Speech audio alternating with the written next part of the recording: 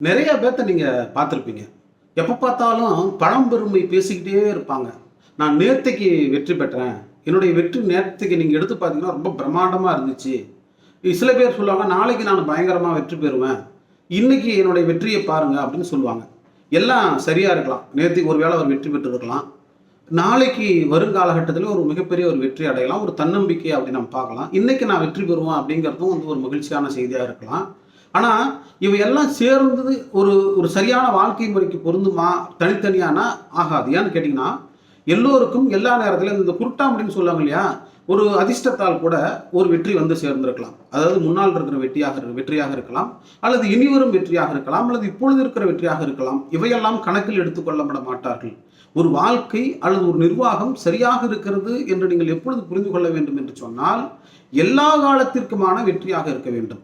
நம்முடைய அந்த கிராஃப், அந்த லைஃப் கிராஃப் அல்லது தொழில் சார்ந்து இருக்கக்கூடிய அந்த அந்த வரைபடம்ங்கிறது பார்த்தீங்கன்னா, அது ஒரு சீரான வளர்ச்சியாக இருக்கணும். நேற்றைக்கும் ஒரு கொஞ்சம் வெற்றி இருக்கணும், இன்னைக்கும் கொஞ்சம் வெற்றி இருக்கணும், நாளைக்கும் கொஞ்சம் வெற்றி இருக்கணும்.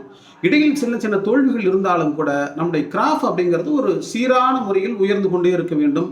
அல்லது கீழே இறங்கினாலும் சற்று மேலே ஏறி போயிட்டு இருக்கிற மாதிரியான ஒரு முறையை வைத்து கொண்டால் தான், ஒரு சரியான நிர்வாக முறையை வைத்து கொண்டால் நம்மால் மகிழ்ச்சியாக இருக்க முடியும். அல்லது என்றாவது ஒரு நாள் நாம் பெற்ற வெற்றியை வைத்துக்கொண்டு, அல்லது இன்றைக்கு நாம் வெற்றி பெறுவோம் என்கிற அந்த வெற்றியை வைத்துக்கொண்டு, அல்லது நாளைக்கு வெற்றி பெறுவோம் என்பதை மட்டும் வைத்துக்கொண்டு நம்மால் எந்த விதமான வளர்ச்சியும் அடைய முடியாது. அல்லது ஒரு சிறந்த நிர்வாக ஒரு பர்சனாக நாம் மாற முடியாது. காரணம் என்னவென்று சொன்னால், நீங்கள் ஒரு வெற்றியை இடையிலாக இருக்கட்டும், அல்லது எதிர்காலத்திலாக இருக்கட்டும், அல்லது இறந்த காலத்தில் இருக்கட்டும், அந்த வெற்றியெல்லாம் சொல்லுவதும் செய்வதும் சரியாக இருந்தாலும் கூட இந்த மூன்றையும் பொருத்துவது காலம். எனவே எல்லா காலத்திற்கும் சரியாக இருக்க வேண்டும். ஏன்னா காலத்தை ஒருவனால் உருவாக்க முடியாது. ஒரு வெற்றியை திடீரென்று ஒருவனால் உருவாக்கி கொள்ள முடியும், அல்லது திடீரென்று அவனுக்கு வெற்றி வந்து சேரும். ஆனால் காலம் திடீரென்று வராது. இறந்த காலம் இறந்ததுதான், நிகழ்காலம் இப்பொழுது இருப்பதுதான், இனி வரும் எதிர்காலம் என்பது தொடர்ந்து நம்மோடு வந்து கொண்டிருக்கும், அல்லது இனி வரும். எனவே எல்லா காலத்திற்குமான ஒரு சீரான வளர்ச்சியை நாம் நோக்கி பயணிக்கிற பொழுதுதான் நாம் சரியான நிர்வாகத்தில் இருக்கிறோம் என்பதை புரிந்து கொள்ள வேண்டும்.